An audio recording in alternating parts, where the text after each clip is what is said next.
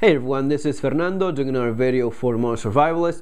First of all, thanks all of you guys for the subscriptions, for subscribing to the channel, all the good comments I've been getting. I really appreciate when you guys show your appreciation for the videos.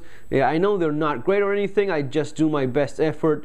And whenever you guys send encouragement and such, it really does give me more energy to keep working on it and such. So just want to say that thanks for all of that. I'm still getting the hang of Google Plus. I don't quite exactly understand well how it works, but once that is figured, I'll be back to replying quicker to all the comments and all the positive feedbacks. So please keep commenting, sharing the videos, the ones you like. I really do appreciate that. Today I want to talk a little bit about booze, bartering, and haggling after SHTF. The reason for this is that I was reading a thread recently, yet again, about liquor being brought up as a good to stock up for emergencies, disasters, as a barter item, the famous barter item thing. I'm really not much of a believer in stocking up on stuff for bartering after a disaster. I think that in general, money will be put to better use doing other things. Not to mention, if you really do see large-scale disaster coming your way in such advance, with such notice, maybe get yourself out of there so as to avoid it entirely. That would be my suggestion. It is true that in some scenarios, in some cases, under certain circumstances, liquor, alcohol in general, cigarettes, and certain other items do have a market, like in the black market. They're valuable. At the end of the day, money is what really gets things moving. Whenever you need very big favors and such, a bottle of liquor is not going to be cutting it. But it is true that in some cases it does happen. I don't know if I mentioned this before. I was having a conversation some time ago with my grandmother, and she was telling me that one of the things my grandfather did when there was a conscription during the Spanish Civil War was buying the favor of the local captain that was getting people involved in the war with a few bags of produces and a couple legs of ham that would get him in the good in the good side of the local captain and stay out of trouble. And there's lots of tiny little stories like that, and it is true to a point that it can come in very handy. Is it more handy than actually a stack of bills of money? At the end of the day, money always buys you all that kind of stuff. But yes, in some cases it is useful. That doesn't mean that you should be spending money and time stocking up on stuff you think is gonna be highly sought after in this imaginary barter town after a disaster or a large-scale event like that. Again, trying to guess exactly what it is that's going to be needed, practically impossible.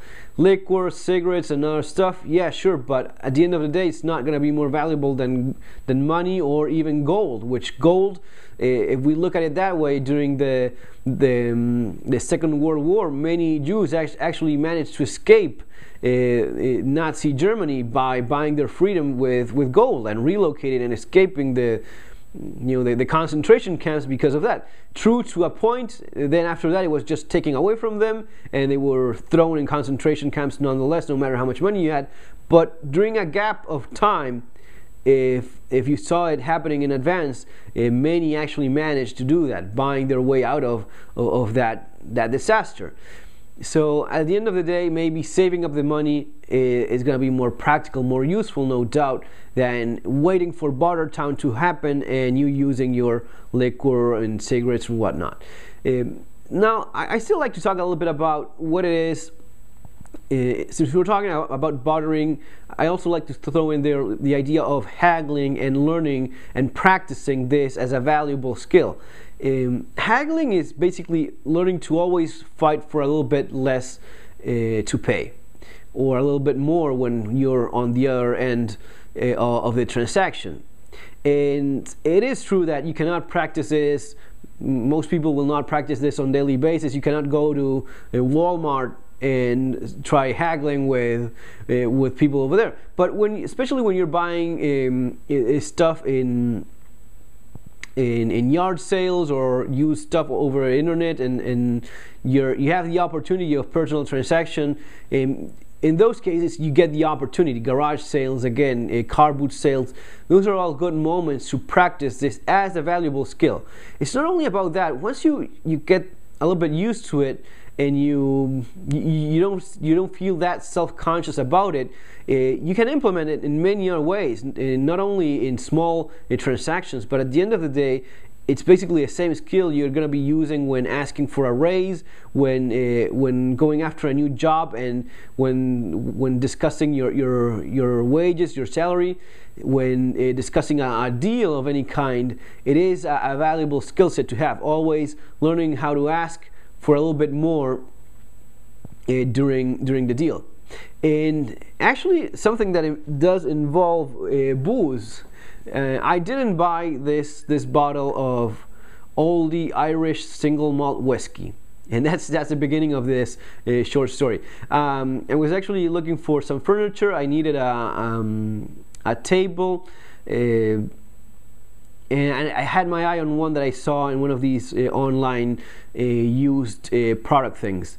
I called the person that was selling it, and the first thing that I noticed was that the table was a little bit further away from where I live, and I said, you know what, the price was already pretty good on the table. It was actually a great deal already, but I said, you know what, this the table looks fantastic and all. The thing is that I have to drive a certain amount of miles. Could you drop a few more bucks on it? And the guy said, yeah, sure, no problem. Now, and here is lesson number 2: is always be very polite, be very nice. There's no price, and you don't waste any money by being nice and polite, and it can be very useful and very valuable at the end of the day. Not only did I drop a few bucks on the table I was buying, I was very polite when talking on the phone, being on time. As I said, you know, I'll be there between I don't know, it was between 1 and 2 p.m. for example, and I made sure I was there not earlier, but exactly 1 p.m. so as to have, you know, make a good impression. And the guy was great. He was very happy. He was selling me the table, and he said, you know what, you're such a nice person. Just take, you know, he gave me this whiskey bottle as a, you know, as a little present. So I guess that the lesson there is being nice, being polite, being professional in whatever it is that you do. Always is a good idea. You not only cause a better impression, you are much more likely to get what it is that you were wanting. If you were wanting a better deal, being professional, being polite will work towards your advantage. And sometimes you gain a little bit more than you thought you were, like with the little bottle of whiskey. And you know, and that is, it may be anything. It may be, I mean, it really costs you nothing to be nice. At the end of the day, maybe you just don't get anything besides what you already settled for, which is completely perfect. Sometimes you gain a friend, a contact, an ally in some way, or someone else to keep in mind when, you know, in your contact list of your network. So, you know, just a few things more to keep in mind, guys. That's basically the point of this video. Guys, take care. Don't waste a lot of money on things you're gonna be bartering and trading in barter town, because it's kind of unlikely to happen. You probably have a huge list of realistic stuff to take care of first. Have a great day. Remember to subscribe, and see you in our next video. Take care.